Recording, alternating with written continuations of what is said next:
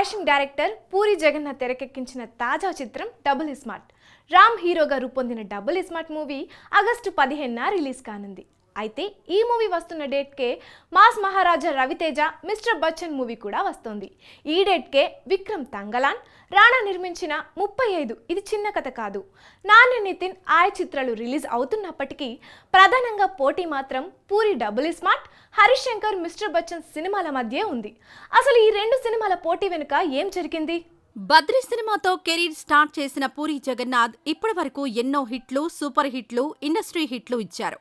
అలాగే ఫ్లాప్లు, డిజాస్టర్లు కూడా చూశారు. అయితే లైగర్ డిజాస్టర్ తర్వాత పూరి చేసిన తాజా చిత్రం డబుల్ స్మార్ట్. రామ్ పూరి కాంబోలో తెరకెక్కిన ఈ సినిమాపై అంచనాలు భారీగా ఉన్నాయి. Teaser and songs mass audience ని విశేషంగా ఆకట్టుకోవడంతో ఎప్పుడెప్పుడు ఈ మూవీ వస్తుందా అని ఫ్యాన్స్ ఈగర్గా వెయిట్ చేస్తున్నారు. బిజినెస్ కూడా భారీగా జరిగింది. రిలీజ్కు ముందే ప్రాఫిట్లో ఉంది.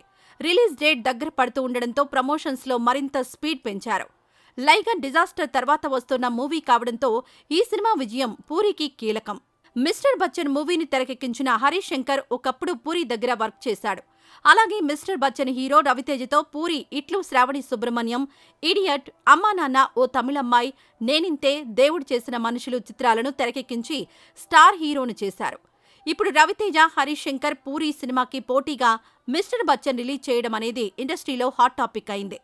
అయితే పోటీ లేకుండా చూద్దామని డబుల్ స్మార్ట్ శంకర్ నిర్మాత చార్మి, డైరెక్టర్ హరీష్ శంకర్ కు ఫోన్ చేయడం జరిగిందని, అయినప్పటికీ తగ్గేదేలే అన్నట్టుగా హరీష్ శంకర్ ఈ మూవీని రిలీజ్ చేస్తున్నారని సమాచారం.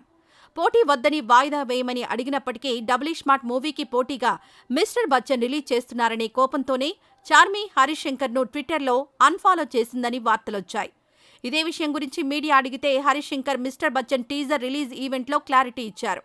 అయితే హరీష్ శంకర్, చార్మి మధ్య గతంలో విభేదాలున్నాయని, వాటిని దృష్టిలో పెట్టుకుని ఇలా పోటీకి సై అంటున్నాడని ఇండస్ట్రీలో గుసగుసలు వినిపిస్తున్నాయి. మరి ఈ ఆసక్తికర పోటీలో ఎవరు విజేతగా నిలుస్తారో చూడాలి.